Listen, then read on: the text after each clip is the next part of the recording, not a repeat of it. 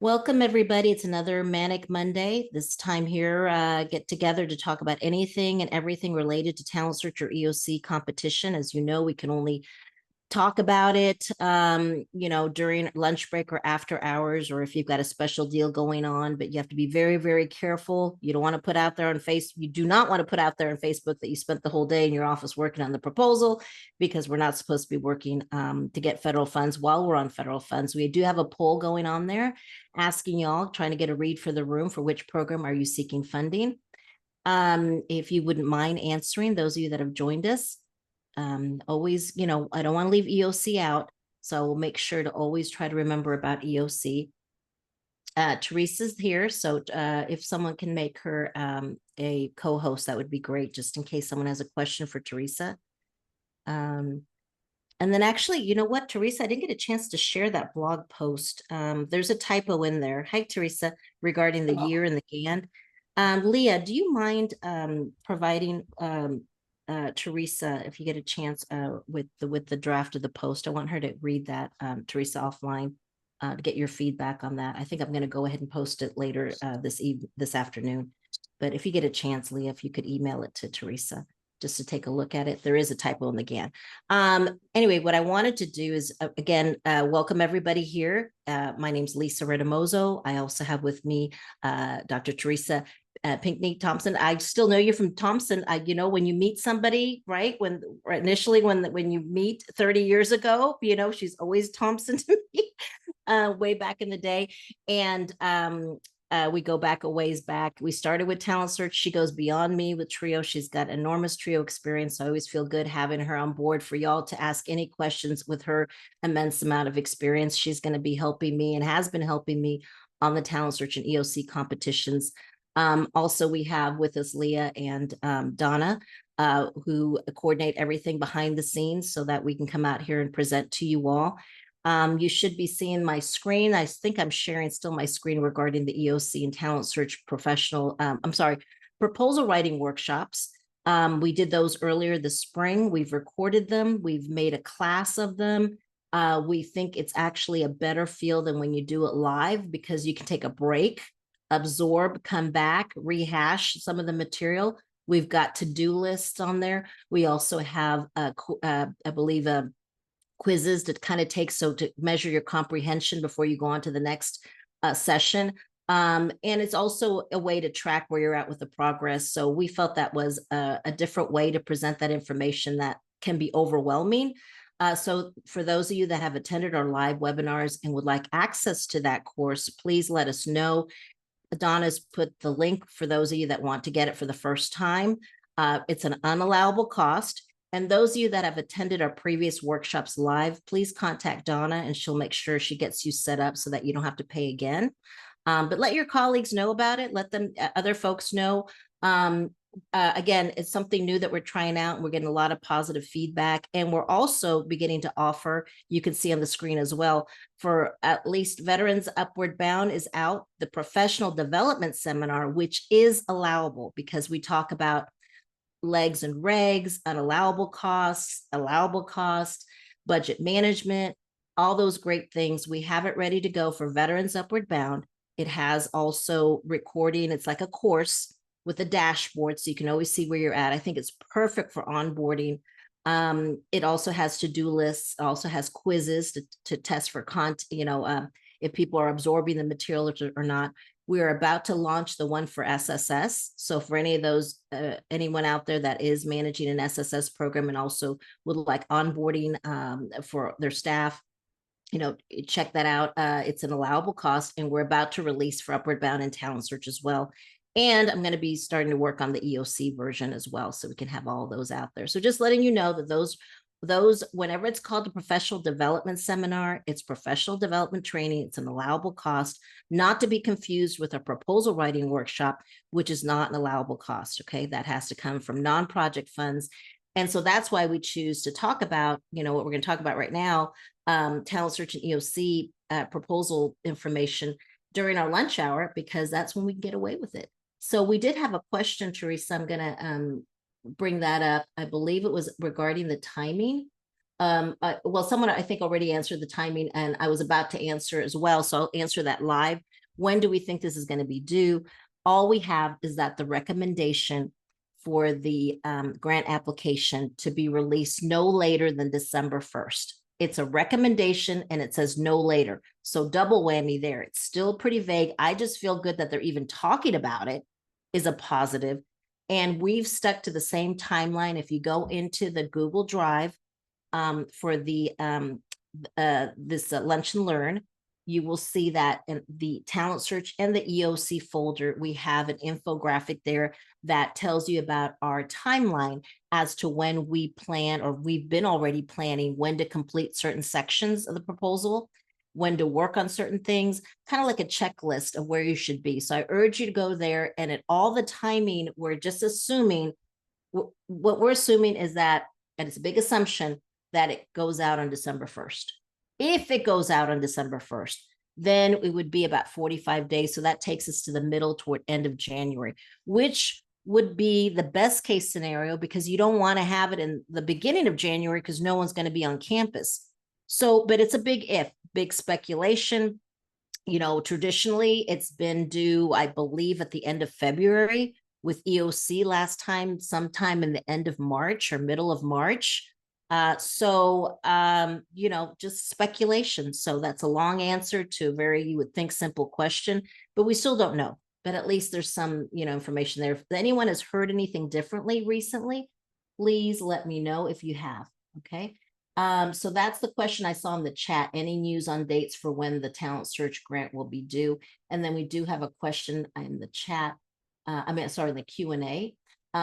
If our grant is canceled, will we be able to use prior experience points in the 26 grant competition? Interesting, Teresa. I honestly don't know. What do you think? I I don't know, but I would suspect that if it has been canceled, then that would pretty much cancel everything I related think to grant, the current grant. I, So it's as though you would be writing a brand new grant. that's what my gut's telling me as well, Teresa. I don't know the clarification yet. I mean, I don't know for sure, but that would be my gut. Yeah. Because there is a regulation. I can't think of where it exactly is, but it's in the umbrella regulations that cover all the TRIO programs, where they basically, I'm paraphrasing, where someone could earn full points on their APR or full points on a proposal. But if there's any fraud or any violation of the conditions, then that can make it null and void. So that would be, that's kind of the language they're using right now, I think, loosely, to do some of these cancellations after the fact. But I think I'm with Teresa's side. I mean, not your side, but on your take on, if it's, it's not your side. If it's canceled, it's a big cancellation, and you don't get to have any of those prior experience points moving forward. Okay. So that would be very, Yeah. very And important. I'll just add that the whole concept of prior experience points is purely an administrative decision that's made by the Department of Ed. And so if they've administratively made a decision that your program is canceled, then to me, that would probably feed into their reason for not giving you prior experience points. But again, my speculation is definitely that. And I'll try to look up a little bit more information to kind of see where I might be able to find that in the regs. Um, but Yeah. I'm not sure how they would justify giving you prior experience points if they've actually canceled your program. It just seems like Correct. that would void out all elements of the contract that you currently have. I agree. I agree. So I think I would definitely agree. If I had to make a decision today on that, that would be our answer without getting any additional info, because this is uncharted waters, right? We've never Yes. been into this situation, so I bet they're going to have to come up with an answer for that. But that sounds pretty valid, Teresa, what your explanation there. Thank you. I see mention that some grants are being or can be canceled for convenience. What does this mean? And Teresa, you sent me that recording, and the draft of the blog that I sent to you was based on, it's your fault, Teresa.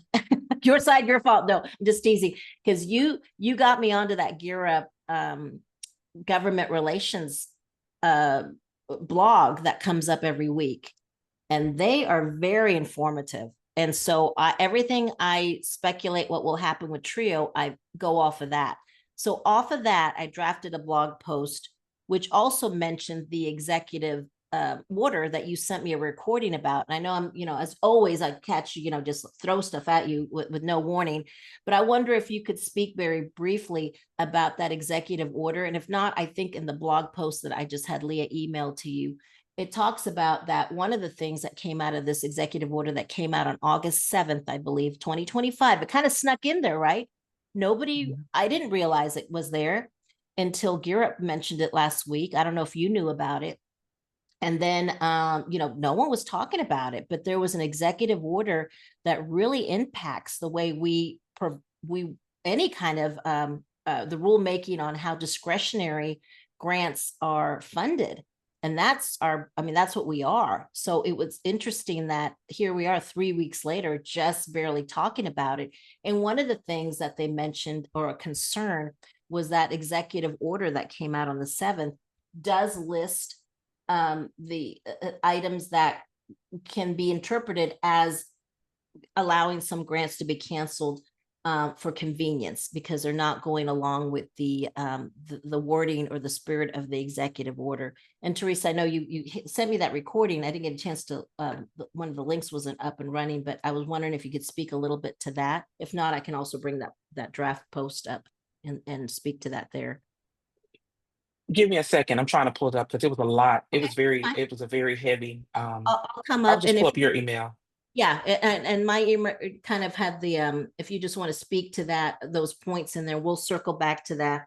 I meant to have it Okay. up, but again, I was gonna, some of the GAN years are wrong, but if you get a chance to look at it, we'll come back to that, Mary Alice, and talk about that in a little while. And I'll be posting about it to show you some of the takeaways from that executive order that kind of snuck in there.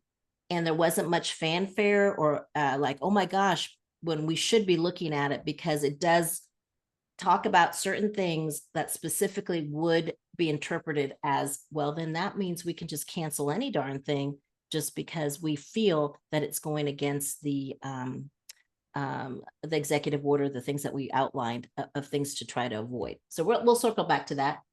And again, that draft post was, just I was wanting to have the weekend to basically let it marinate to see if anything else happened specifically, but it's all based on what's going on with Gear Up. And am I right to assume, Teresa, that whatever happens to Gear Up usually is what's going to happen to Trio? They're in the same family. You can't mess with one without messing with the other. So that's why I latch on to those every week. What do you say, Teresa, regarding Yeah, that I tonight? would say it goes back and forth between. Am I on mute? No, you're okay. I can hear Oh, you. okay. Um, it goes back and forth. What we hear from Trio folds over into Gear Up, and what we hear in Gear Up folds over into Trio. So yes, definitely, they go hand in hand because they are under the same department within the U.S. Department of Ed. There are some program officers in the past who were talent. I had a program officer who was over one of my talent search programs, as well as my Gear Up program. So they work hand in hand together in the department. So Mhm, what happens in one may potentially happen in the other. mhm. Um, And so yeah, definitely. So that's why I latch onto that, because I don't, at times I feel we're not getting enough information otherwise. So I piggyback off of any crumbs that I can get from Gear Up. And that's what this draft, the post that we'll put on later today, I just wanted to kind of let you all know about that executive summary. I think we mentioned it in a previous post, but last week we first broke news on it last week, that it was an executive summary regarding that. And now a little bit more tying it into a combination of what, Gear Up. So truth be told, we talked about it first last week. Then I believe maybe a couple of days later, COE mentioned it, but then Gear Up talked about it, but they also brought up that their grants had been extended, right? They went ahead and said anybody with a due date. I don't know if you want to kind of speak to that off of that post. Yeah, yeah. So basically, what they said is a couple of things. Um, of course, as everyone is aware, if you're not, then definitely this will be news to you that there is a systematic delay in the GANs, and that's for TRIO and the Gear Up programs. And so the biggest takeaway is that, it may, for TRIO, it could be as late as September. But the one thing that has not occurred in TRIO is there has not been a, what is it called? You just said it. Resolution, There a formal there has not resolution. been a where they extend it automatically for a month, like with Gear Up. I can't think of the word, no cost extension. Right. So they did grant a blanket no cost extension for Gear Up. So meaning that they don't really have anything they're granted through, I mean, their no cost extension will take them another month. Whereas with Trio, there's nothing in writing. So therefore it leaves a little bit more heaviness for the institutions and organizations that you work for with regards to funding for this upcoming month. And I Mhm, do know that there are some programs that are doing furloughs for their staff effective the 1st of October. So I have gotten that confirmation. I'm sorry, at the 1st of August, the 1st of September. So that was something we talked about in the previous session. And there are mhm, some institutions where that's actually happening. mhm, Um, mhm, and mhm. then let's see, the recent terminations. Um, so there have basically been quite a few terminations. Um, so I don't see anything specific here, Lisa. It goes on to one of the things that those cancellations, because they speak to it. They say, we've heard that some TRIO programs, and they mentioned TRIO programs have been canceled. And we believe it's because this executive summary is going to make it more difficult even for Gear Up. But let me state again, the breaking news is that Gear Up programs have received a blanket no cost extension. All right. So they're covered. We have not received that yet in TRIO. We have not yet received it. I anticipate or I hope that we will also receive a blanket no cost extension by this week. But that's just pure speculation, and not pure speculation, but clues from what's happening with Gear Up. They've given them a Mhm. blanket no cost extension. So that in the short, it's kind of like a band-aid, right? A band-aid on something so they can keep on going. And at this point, I desperately want that band-aid. We would love it if we got our GANs for the whole year. But at this point, hurry up and just give me that no cost extension, right? Blanket. That has not happened. I'm not saying it's going to happen. I'm just telling you that's what happened with Gear Up. Then they finally talk about that executive order that came out on August 7th. And then they take it and tell you what the changes are and what could happen because of it. And then when I go ahead and publish that post, it kind of tells you, what does this mean for TRIO? What does this mean for TRIO? Okay, so just put it out there. We will be the ones impacted by it. How does this affect us? Because we're the ones that are going to be writing for Talent Search and EOC.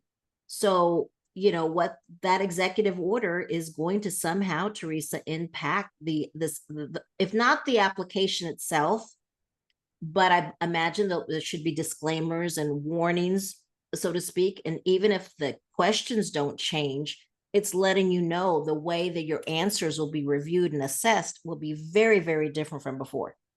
It's going to give a lot of, if we thought readers were inconsistent or before, I think my take is on that it's going to actually give the readers more power, or than on, I don't know.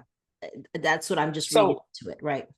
I can add to that because I was able to look at the video. So through another, I'm a member of the National Grants Association. And so there's this feed going on about this executive order. I dropped the executive order number Thank you. into the chat, which is 14322. And this particular executive order, when it comes to so they're putting another layer. I think the bigger piece here is that they're putting another layer on the grant competitions and the continuing resolutions and anything that's coming in our case, the Department of Ed, to where even once the your peer reviewers, for example, the peer reviewers take a look at the grants normally after they've provided their insight and their and done the criteria for uh, um, providing points for the grants and things of that sort. It would go up to the department, the program officers, and basically there was some work that they would do, and then they would release the information to our representatives, and then our representatives would release the information to us. Well, there's another layer that has been added to that. And basically the layer is that they have appointed someone to take a look at everything before it's actually recommended, to do another layer of compliance before it ever gets to Congress. So there's another layer being added to I guess what we call bureaucracy. So there's another layer that's been added. And so in my thoughts is, when I read that, I said, well, that would explain potentially, because it makes it seem like it's in the future, but it feels like it's already happening, where there's more, some another layer of looking at what has been proposed to be funded, and them make other decisions being made. And the decision that's whether how the decision is made is not very clear. So there's no specific guidance on how the decisions are being made. So it could be a convenience or what have you. That's where we begin to see a little bit more fuzziness. So it's not really, the peer review doesn't guarantee that you're going to get funded. It never did, but there's another layer Right. to really take another look at what they're recommending. That's the best explanation. That's perfectly right. It's never been great, the peer review system, right? And this is now adding another layer to that, which one could argue could make it more fuzzy or clear it up, but it just adds another layer. So thank you, Teresa, for putting that there. People are asking, what's a no extension look like in regards to G5 or G6 and drawdowns? What is a no cost extension? No cost extension, again, we're not saying this is going to happen for sure. We're just telling you what has happened to Gear Up. It just means your grant is given extra time. You don't get any extra money, but it allows you to keep working past the original date for your budget period. Basically, you can use it says here, you can use any unspent funds that you still have, but you won't receive new funding yet. The purpose is to give you more time, but also for them to, my internet's gone. I just came back, right? To Sure. wrap up what they got to do. It's an extension of time, not dollars, right? And so I imagine, correct me if I'm wrong, Teresa, that it'll go ahead and allow you to keep drawing down from G5 or G6 past the August 31st date if they give us a no cost.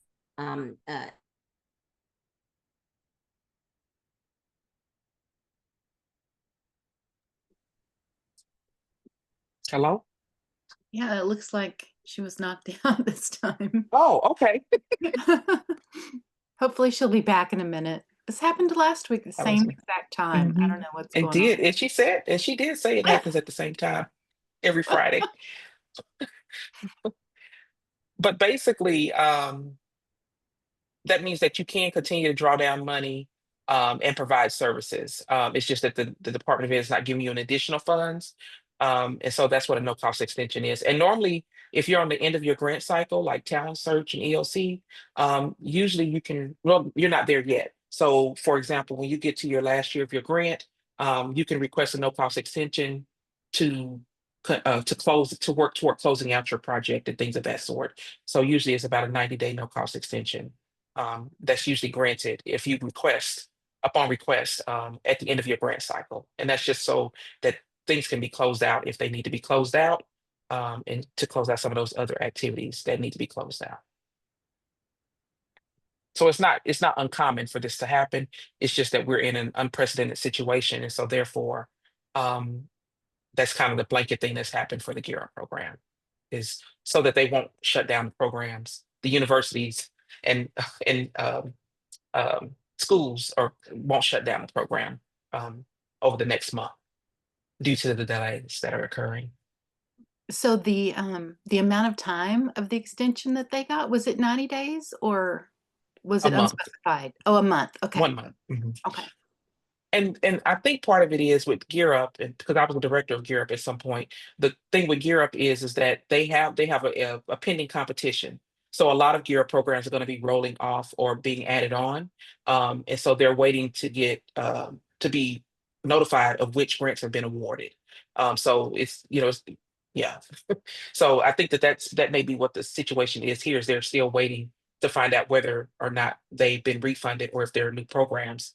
And so if they close it down in August, then it's going to be a lot to get them started back up. if they're just waiting on their, so, I mean, yeah, so.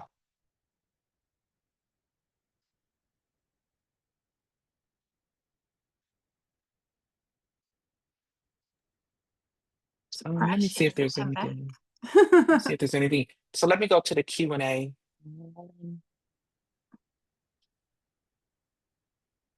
Okay, so the question was answered. What does a no-cost extension look like in regards to G5 and drawdowns? So that means that you can continue to draw down your funds. All right, and then the next question is, what is a no cost? Okay, so that was answered as well. Are there any other questions?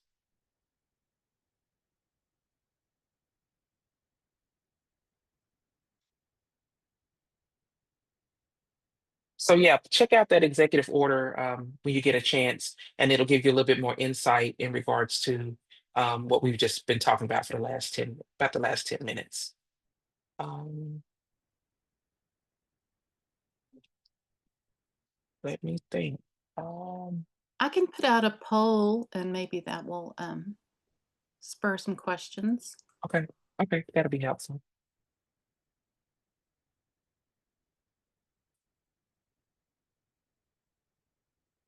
Okay, here's another question while we're pulling up the poll. Should we submit our budgets to our program officers or wait until we get the email from them? Um, if you have your GAN, usually after you get your GAN is when you would actually submit your budget. Historically, I've never submitted a budget until after I got the GAN. But I don't know that that would be there. I don't think it reflect negatively if you go ahead and submit your budget. Um, but traditionally, that's traditionally once we get our GAN is when we actually submit the new budgets. But I'm not going to say don't do it if you feel like that's something that you like to do. I don't think it'll hurt you in any way.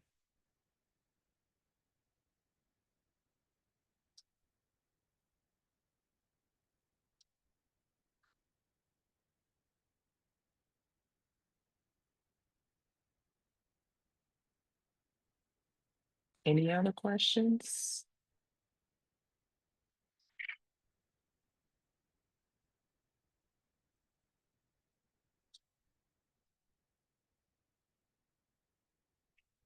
Hope this is okay.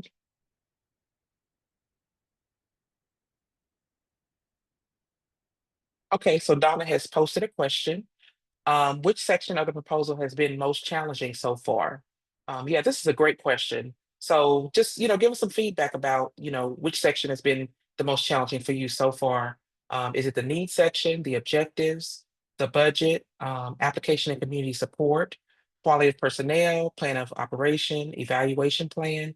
So just give us some feedback as to what the most challenging components are, and I'll take a stab at just kind of throwing out, providing some more information that may provide some insights. We do have another question. Let me see. He said, okay, so anonymous attendee said, can we include a chart or bullets in the narrative, or should we all be in paragraph form? Or should it all be in paragraph form? So with regards to grant writing, one of the critical things to remember is that you have readers who are often paid probably about $100. I don't know what the going rate is now for reading the proposals, the peer review process, but about $100 or 150 is what's usually allotted per proposal. So if you have a someone who has actually got 10 grants and they need to read those 10 proposals within a certain amount of time, and they're needing to really get through quickly and make sure that you have responded to the criteria that has been proposed. One of the ways to help the reader is to provide them with charts and bullets. And so that is a way to maximize your space in your proposals. So that's one strategy that may be helpful. But also, we want to make sure that we decrease the fatigue of the person who's reading our proposal. So, for example, say I am the 10th proposal. I'm the last proposal that they're reading, then basically I want to make sure that one, I respond to the question as quickly as possible. But two, I also want to make sure that I create some level of ease to the eye. And therefore, what charts do is provide a little bit more ease to the eyes. So hopefully that helps. So I definitely encourage you to include charts and bullets within your narrative.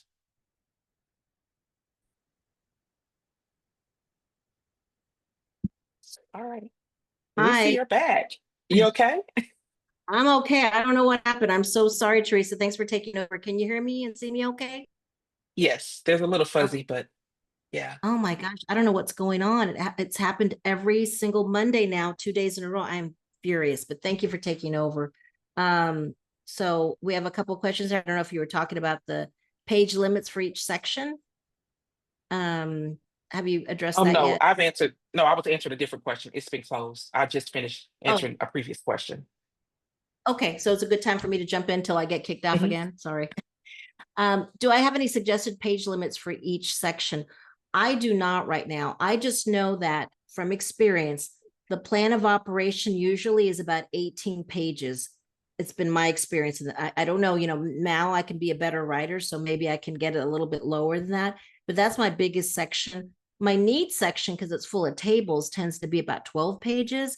But don't even think about that right now. But I'm just letting you know, that's usually what it ends up being with my experience in the last couple of, the last funding cycles. But don't worry about that right now. Just put it together. It's better to have too much and then you can edit down. Okay. Someone said what's really disheartening is that we will have to redo all the stats in the needs section because of the delay to submit the proposals. Well, I don't know about that. Our school's yearly report cards will be coming out soon. I'm not looking forward to basically starting over in the needs section. But I mean, you just never know about the timing. Remember, I mean, look what happened to SSS. They had to do it in July. And what always happens to SSS, which was almost 6 months, Teresa, 6 or 7 months before they were used to doing it. So we had to scramble to get that done. And so what happens to SSS typically happens to the rest of TRIO. So we've been preparing as though it was going to do back in July, until all the delays happened. And so the timing would have been off. But you know what it did? You want to go through a trial run. We typically do a trial run. We use data that we know might be too old for the proposal, but it's data that we have right now so that we can start doing the needs assessment. Okay, start doing the needs assessment. And now if it gets delayed again, then we were always planning on updating the data. And not all your data is going to be consistent because not every comparison area is on the same time frame, right? I mean, the state data is probably a little older than your local school data, district data, and then the national data is going to be outdated. So they're never on the same time frame. So that's why we always put at the bottom of our tables, please note this is the latest available data for each comparison area. All right, make sure you say that. And you also want to, for every time you have one of your data sources listed, before you put that blanket, please note this is the latest available data for each comparison area. For each separate comparison area, when you find the target school data, you're going to put the date that it's for, fall of whatever, 2023 or 2024, because it's as late as you can get it at possibly, and some schools won't have their stuff together, but you always want to put what date that you accessed it. So even if it says census data for 2022, I'm going to put accessed or retrieved on August 24th, 2025. You see that? So I'm letting them know, yeah, it may be dated 22, 23, 24, 25, but I'm still going to tell you the date that the last time I checked it, to do that. All right. So it's not a waste of time because you needed to do that data collection to go through a trial run to see if your target schools or schools that you're wanting to bring on board are showing initial need. You're much better. You are ahead of the game if you're going to have to run it again. We're talking to people that haven't run it at all and are going to go back and forth, realizing you had a little bit more leisure time to figure out what was working, what is showing need, what's not showing need, going back and forth without the pressure of time. So you're great. And in fact, all my proposals, I wish I could say all our clients that we've already collected all the data and now we're going to update it again. I wish I had that problem. I have the problem of we're trying to get people to get started in the first place. So you're good. Oh no, it happened again. I think you're on mute, Teresa. Okay, yeah. Yeah, I know she's gonna be upset. I know. But she was finished answering the question, so Well, that's it did good. turn Good off. timing anyway. Okay, sorry about that, you all. Technology is a great thing, but it can be a thorn sometimes. So that was that actually that question was answered. So thanks for that great question, Donna. And I'm gonna go, there is a question. I don't think Lisa could see this one, but there's another question that asks for EOC, what community support do I need to show get without a specific target school. So the biggest thing about EOC that we're aware of is that it is a community. There is community level support that you need for that particular program versus what we do in Upper Bound and Talent Search. And so basically, your goal is to demonstrate your ability to reach and serve adults and out of school youth across the target areas that you actually serve. And so some of the examples of the types of community support that areas of community support would be higher education partners, would be a potential partner at any colleges or universities in your community, and as well as K-12 systems. Even though you don't have specific target schools, it may be more of the school's district that you're partnering with, and potentially some of those commitments could be the GED work, and some of the other work around students who may have dropped out of school, or even in some instances, I know that our EOC program, we actually served, so we had Talent Search and EOC, and of course, we could not serve the same students. And so, because of course, at one of the local high schools, there were high schools that we did not serve, so they were able to work with seniors with their application, applying to college, and getting them to complete their FAFSA. So they worked with the students at schools that we didn't serve at Talent Search with Talent Search. And if they were at a Talent Search school, they only served students who were not in Talent Search. So, but we tried to keep them at schools that served that did not serve Talent Search students. But again, that was a way in which they served, but they did not necessarily have commitments from support from the individual schools. It was really more of a support from the school district at the school district level. But it could be local schools too, if there's not a talent search program in place, to focus on the seniors with their applying to college as well as financial aid. Workforce development and employment agencies is another potential partner or support. Community-based organizations, of course, your nonprofits, churches, housing authorities, social service providers, reentry programs. You have your libraries, you have your adult education and literacy programs, which would be, great people to pursue. We actually lived in a military. I lived most of my career in Trio was actually at Fort in Fayetteville, North Carolina. So we were right there, home of Fort Bragg, and so basically we had a high military population. So um, even if you're not in that situation, there may be service areas and services that are provided to veterans where you may want to tap into, or even active duty soldiers. And so I think that's pretty much all I can think of. I'm sure there's more. If anybody has any other ideas, you can kind of drop them in the chat.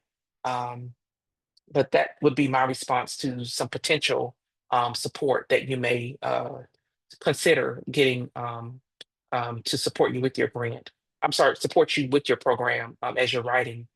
Those would be great opportunities to partner with those types of organizations. All righty. I'm in an outage, so I called in on my phone. And I'm not going to turn my Okay. video. You don't want to see me right now. Okay. I'm so mad. But anyway. Yeah, that's what I Thanks, said. I said, I know Teresa. she's upset. I was like, I know she's upset. You know I am. You know I am about to march down to somebody's office.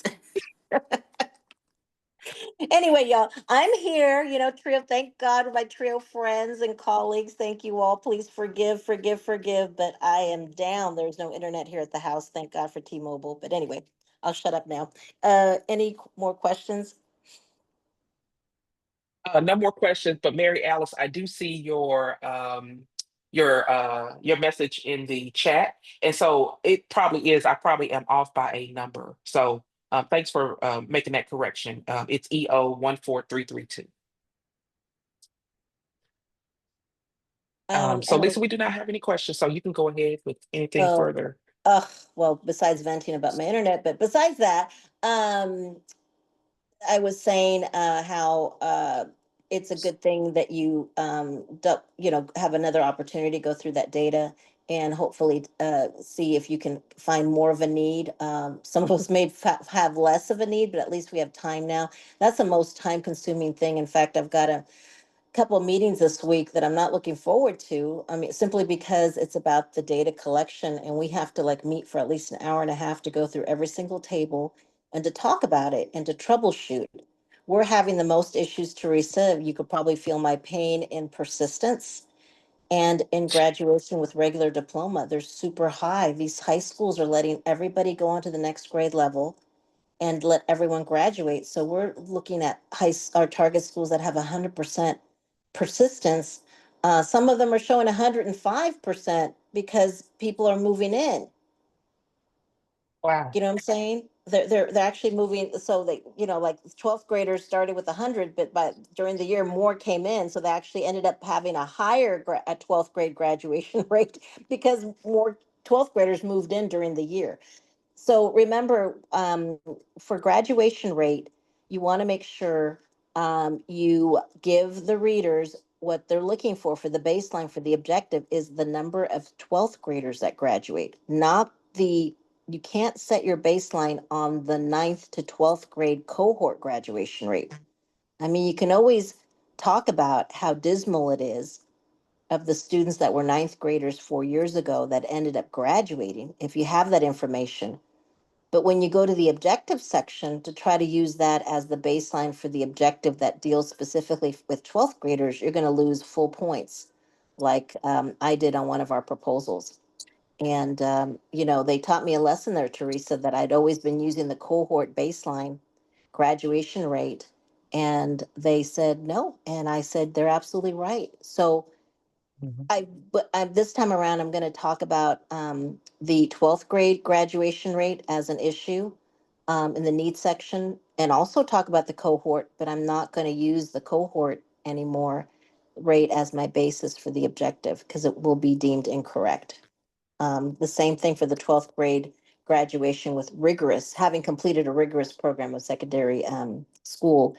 And the other issue is making sure you have a definition for that rigorous secondary school program of study, looking at the 6 definitions that you're allowed to have per the regulations for talent search. You can't make it up, and you can't really use or assume that dual enrollment means that it's rigorous unless dual enrollment is part of the definition of what the state, for example, says is an honors or advanced program. So you might want to check that out. Now, on the EOC side, something that takes a while is getting the information about, describing how things are in the target area in regards to the lack of, or what's the current status or demand for careers and jobs that require a college degree. You can't do that overnight. And so that, and also the lack of services in the area, and also trying to get the baseline for adults that don't apply for college, don't complete a college, or I'm sorry, the low rate of adults that do complete a college application form, and also the low rate that do a FAFSA. That's tough because we tried to look for national statistics, Teresa. They don't even have that for high school kids, really, on what percentage apply for admissions or financial aid. They can tell you how many go to college. So from that, we can kind of work backwards and assume that there's a certain rate that do the application and the financial aid, the FAFSA, but it is complicated. So that needs section for both EOC or Talent Search is my biggest headache. And it's the one that takes the longest to work on. And we are constantly going back and forth and running those numbers. You know, that's been my experience. And I urge you all as soon as possible to either, if you haven't started working on that already, try to finalize that darn thing. Teresa, I don't know if you have any words of wisdom in that area, but just accept it's going to take time. You're muted, I think, maybe. Sorry about that. There you go. One of the things that speaking, of the difficulty of finding information about the admissions, in our state, when I was in North Carolina, I was able to go to the state college system, North Carolina college system, and they would actually show the students who actually up how many students apply. So, for example, from one of my target schools, and it did it for the school system as well, the county. So basically, they would have how many students applied to that college, how many students were admitted, how many students persisted on to the next into the past the freshman year, and then what the graduation rate was. While I never really went as far as the graduation rate, well, I may have in Talent Search. What I wanted to say is you might want to also check to see if there's any state level databases that exist with the state institution. Like I was North Carolina. The UNC system is what it was called. And Mhm. so I was able to get that data from the UNC system because they had the charts and all of the raw data there. So just another possible way to go and try to find, and I use that for all my talent search grants. So to show that our students at our target school, this is how many applied. And of course, their numbers were not as good as the other schools in the county, but there may be a way to get that information at the county level or city level or what have you, which may be helpful for EOC to try to get some admissions information. There's also the Texas Higher Education Coordinating Board that may have that information. Mhm. And again, the kicker is for the adults, right? We could barely find it possibly for high school students. So that's where Yeah. we'll have to use a lot of the people that work in the community to serve as our experts, Mhm, according mhm, to GED instructors, according to, mhm, at the alternative high school, they're going to be your experts. And so mhm, establishing those connections and talking to them doesn't happen overnight. We did put in the EOC and Talent Search Google Drive. I went ahead and put for EOC, there's a needs section support quotes. It's a PDF of just some sample quotes that you want to get real folks. Don't take these and put them in there, okay? But you want to get your real folks there or start thinking about who can I ask for EOC that would probably say this for me. Okay, I can't say it, but can I get them because they're experts? So we have that for EOC, and we also have it for Talent Search. We have a couple of things there. We have um, a uh, a PDF that says the socioeconomic problems of the of foster care or homeless youth, because that is one of this. It's in this question, so you must address it. And there's also another document that says needs section support quotes, just to get you started as to what we're looking for. Basically, to boil it down, is if we're talking about, like in the first two questions for both EOC and Talent Search, they want to know the high number, or not the first two, but there's something in common that EOC and Talent Search do have, although it may be in a different order in their needs sections, is they want to know about the census information regarding the number of low income individuals and low income families in the target area, right? And also about the low educational attainment level of people in the target area. You're going to have to get that for both Talent Search or EOC. You can't avoid it. So what we mean is that we want to also, besides giving the readers the table, and reading the table for them, we also want to get somebody from the community to speak to it as to maybe the why.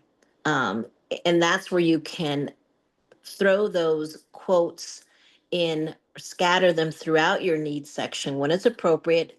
When we also talk about the low number of people, residents in the target area that have a college degree. Great, I got the quantitative stuff, but what about the qualitative? Oh, according to the target school counselors, they say the low rate is because of X, Y, and Z.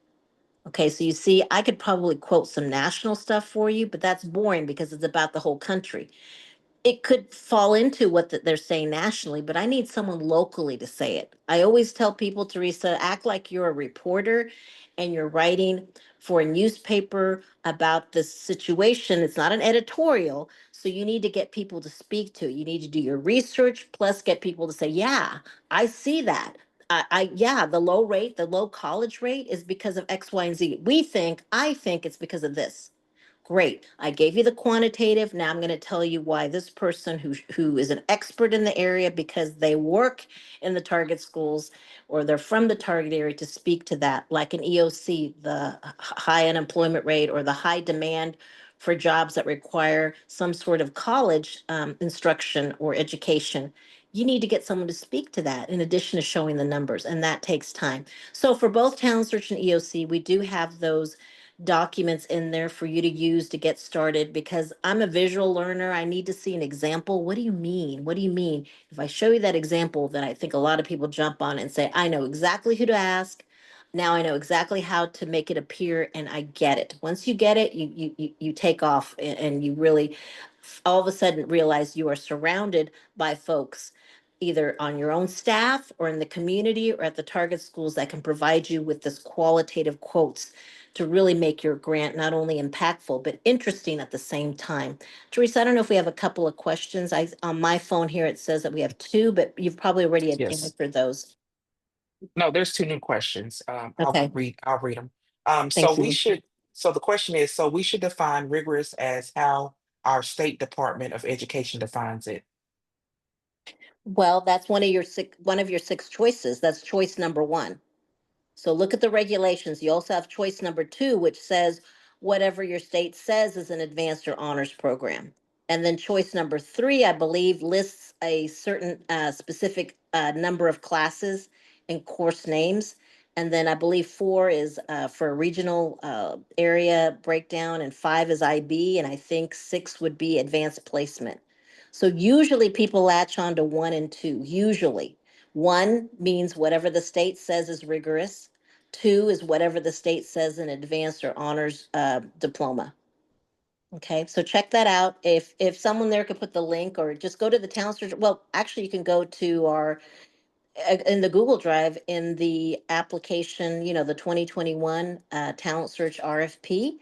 If you do a search there, it'll take you to the actual page that talks about it. Plus, it's in the Talent Search regulations. So you can go to Talent Search program regulations, type in rigorous, and it should take you right there. It's under definitions. Okay, what's the other question, Teresa? I'm sorry, I can't read. Okay. Oh, it's okay. The next question is referring to the list of trigger words that we should avoid. How much should we be how much should we be combing through our proposal for each of the words? For example, I know race is one of the words to avoid. So should I recommend, or should I completely take out sentences like the identification and selection of project participants will be made without regard to race, color, national origin, or sex?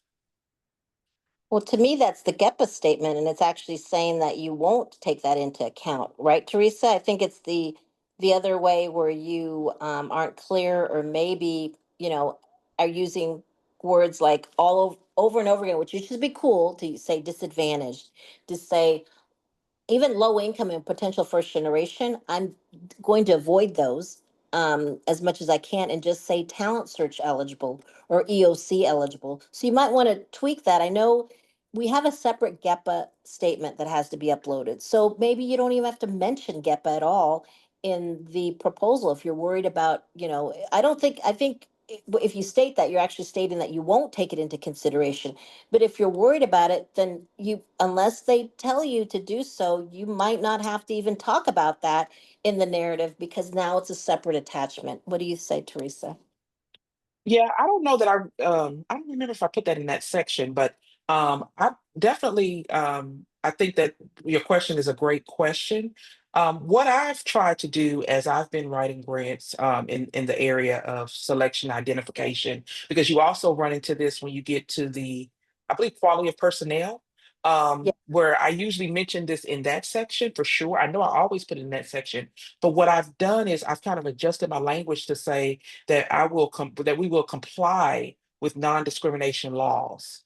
And then I also mentioned GEPA. I was told to take GEPA out, but I kept it in there and just say we'll comply with GEPA. So that way I'm not really specifically putting a trigger word in there, but I'm actually still covering that particular clause, which I believe we used to have to put in there because we would potentially lose points if we didn't put this particular statement in that You're quality of absolutely personnel section. Yeah. You're absolutely right. And now I'm thinking because it's a separate statement, we can get away from that. And for years, we haven't had to make a statement. It's just traditional, right? It's a tradition. Mhm. We've always made sure to mention it because that's the way it was before. And now moving forward, I would try to avoid it. I don't, I think you'll be perfectly fine if you don't even mention that at all. Because you have a GEPA statement that's separate. We also have the trigger words. I believe we have them uploaded Yes. into the Google Drive as well. So you want to check those out. We have the ones that we came up with, and then we also have the ones that Gear Up. Again, our friends in Gear Up, Words to Review, got it from them. They've been a lot very helpful. Do we have one more question, I think, or I Yeah, saw? we actually have two. So let me, so we should, no, okay, we got one. I'm sorry. Do we anticipate some programs canceled for Talent Search and EOC? Also, do we think that will be because of what trigger words may be in our existing grants? Number one, to that first part of the question, I do anticipate Talent Search and EOC cancellations. Number two, do I they could possibly for that language, but I'm not sure. I can't say. I have not seen with my own eyes in black and white the reason why these folks got canceled. I've just been told or have read the same vague language, so I cannot say for sure. I can only assume. Okay. I hate to end it on that negative note. So sorry, but we'll be, and so sorry. What a crazy. I apologize completely. You know, I'm going to go off on my spectrum. I'm not going to say spectrum. Anyway, and Teresa, thanks for, as always being there, having my back. Still back then at the Boys and Girls Club, but even now, I couldn't have done it without her. There's no way I'd be in trio without Teresa helping me start that crazy first talent search program. So, and here she is still rescuing me. Thank you, rescuer. And thank you, Donnelly. And thank you all for attending and being proactive about, getting ready for this. And just by attending this, it just tells me, and it gives me hope that I know you guys are working on this and that we will be around for a while. Okay. They can't get rid of us that easily, right? Thank you all so much. Thank you, Teresa. Y'all take care. We'll have this crazy recording ready and uploaded in our YouTube channel sometime tomorrow. Okay. If we didn't answer any of your all of your questions, you know where to reach us. All right. Thanks, Teresa. Thanks so much. Talk to you Bye later. bye. Bye, Leah. Bye, Teresa. Bye, Mary. Bye, Alice. Bye, bye. Bye, Donna.